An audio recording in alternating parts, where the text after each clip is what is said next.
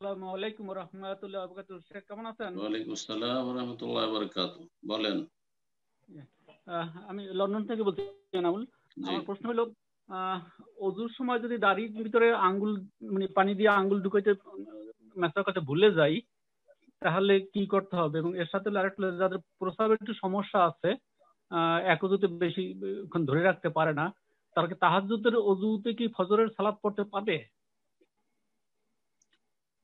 কানের মাসার কথা বলছেন। কানের মাসা আল উজনানি মিনার রাস, রাসূলুল্লাহ বলছেন আল উজনানি মিনার রাস, কান হচ্ছে মাথারই অন্তর্ভুক্ত, আর মাথার মাসে করা যেহেতু ফরজ, সুতরাং কানের মাসা ফরজ।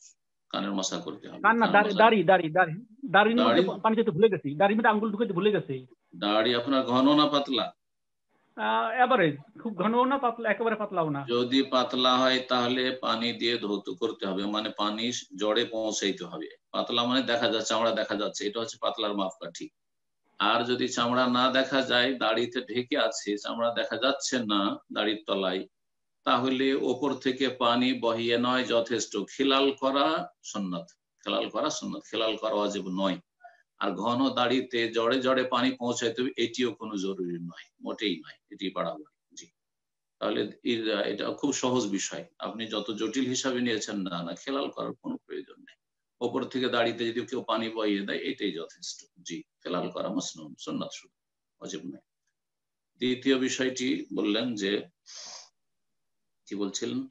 যে এই যে প্রস্তাবে আপনার যদি হ্যাঁ হ্যাঁ, প্রবলেম থাকে, যে ঘন ঘন যাদের মানে পেশাবের প্রয়োজন হয়, তারা তাহাজ্জুদের উজুতে ফজর পড়তে পারবে কিনা? কেন পারবে না? 5 ওয়াক্ত পড়েন না, এখন 24 ঘন্টা জেগে থাকেন আর 5 ওয়াক্ত পড়েন, আর 5 ওয়াক্তের মধ্যে যত সুন্নাত নফল আছে একই উজুতে পড়েন।